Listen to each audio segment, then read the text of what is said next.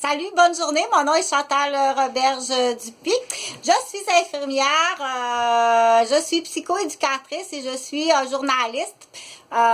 J'ai une formation aussi militaire à Côte-Lake en Alberta, en enseignement puis en leadership.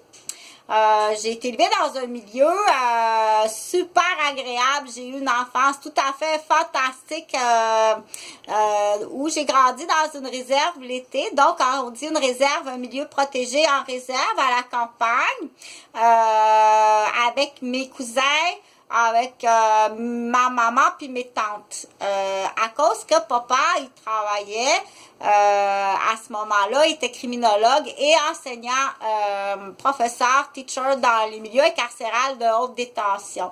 Donc, papa, il partait, il venait nous porter au chalet le 23 juin, à la fête de l'année scolaire, et puis il venait nous chercher le 1er septembre. On passait tout l'été à la réserve au chalet, sur le bord de la rivière, à faire de l'exercice, puis à bouger, puis à lire, puis à vivre en communauté, puis à faire de la cueillette de petits fruits, puis à faire du jardinage, et puis des conserves. Donc, j'ai eu une super belle enfance pour emmener le sujet, pour dire qu'un enfant qui ne voit pas son papa ou sa maman tous les jours, ce n'est pas dramatique. Dépendamment du milieu où il est, OK? Puis dépendamment de l'âge aussi, OK? Donc, dans mon exemple, à moi, depuis l'âge de à peu près 4 ans, OK? L'été, je voyais pas mon papa. Je le voyais juste le samedi puis le dimanche. Puis j'étais bien contente de voir mon papa samedi puis dimanche. Puis je l'aimais beaucoup, beaucoup, mon papa. Parce que je m'étais ennuyée, OK? Fait que je voyais papa samedi, dimanche, puis aussi dans ses journées, ses semaines de vacances l'été. Sinon, OK? Puis c'est très bien dans le développement de l'enfant, en autant que l'enfant est en sécurité puis qu'il est heureux le temps que papa ou maman travaille, OK? Donc, prime abord, je suis psychoéducatrice. J'ai eu 3 maisons, 3 écoles, OK? Dont j'ai été propriétaire. Je me suis occupée d'à peu près une centaine d'enfants, donc à peu près, je dirais, bon, peut-être 80 enfants, une soixantaine de familles, OK? Dans le cadre de mon travail, en fait, des garderies que les gens vont appeler, des CPE à 5 $, OK? Mais aussi au privé, dont j'ai pris un arrêt de mon travail d'infirmière le temps des années scolaires de mes fils, OK?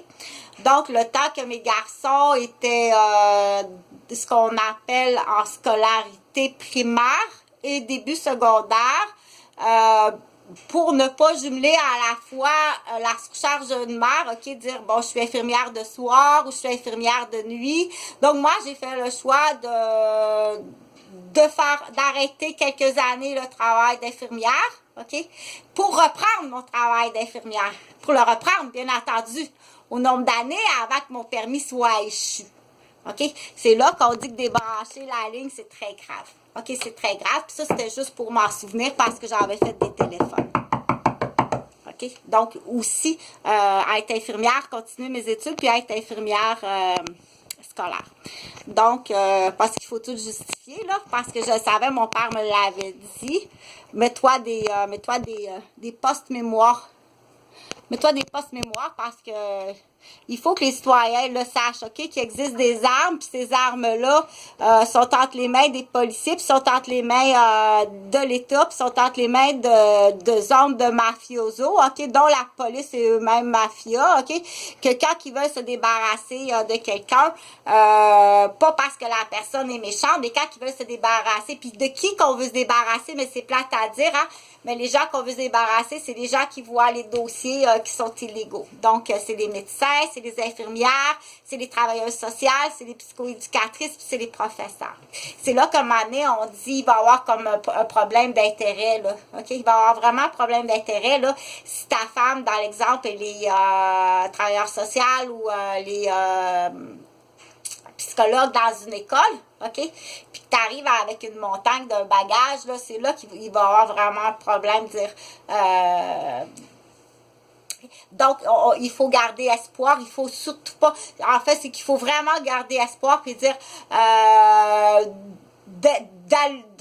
d'éveiller la conscience de l'existence, ok? Donc, qu'est-ce que je disais pour par rapport aux pertes de mémoire, si jamais ça t'arrive, ok, dire, mais qu'est-ce qui m'arrive, ça se peut pas oublier de même, ok? Ou être fatigué puis d'avoir un mal de tête, mais comme ça se peut pas que j'ai mal à la tête, écoute, ben, là, ça se peut pas avoir mal à la tête de même, j'ai assez mal à la tête, je t'assure que, je pense que je voudrais juste en mourir tellement que ça fait mal, là, c'est là qu'il faut comprendre la douleur, ok?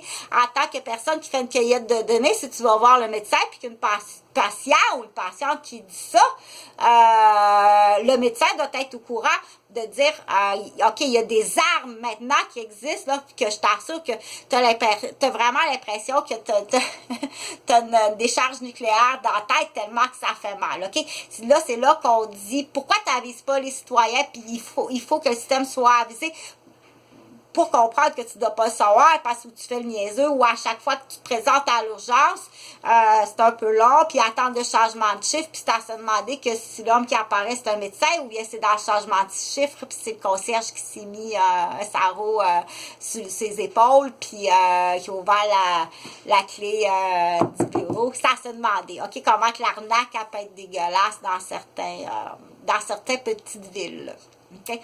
Donc, quand tu dis c'est là, puis pour connaître les centres hospitaliers, pour avoir travaillé en centre hospitalier, puis pour connaître les urgences aussi, dire mais pourquoi que je passe tout le temps, tu m'appelles tout le temps dans le changement de chiffre, ou alors il n'y a plus de médecin à cette heure-là. Là. OK, il n'y a plus de médecin, il n'y a pas de médecin à cette heure-là. Là. C'est comme bien évident, c'est un esti d'arnaque. C'est même pas, tu sais, c'est même pas des médecins, tu sais, c'est des OK? Fait que c'est là qu'on dit on n'a plus confiance du tout au système de santé au Québec, ni au système de la sécurité. Vraiment pas, c'est vraiment hâte, OK? Il faut que tu informes les citoyens qu'est-ce qui existe, parce qu'à partir de ce moment-là, dire c'est là qu'il y a un conflit, dire si ma femme, elle a été attaquée par une arme nucléaire, OK? Puis qu'elle a de l'enflure, puis ça fait extrêmement mal, puis qu'elle souffre, puis c'est ta femme, OK? Puis tu sais que ça existe, mais tu ne dis pas parce que toi, tu l'utilises sur quelqu'un d'autre. C'est là qu'on dit, il n'y a pas...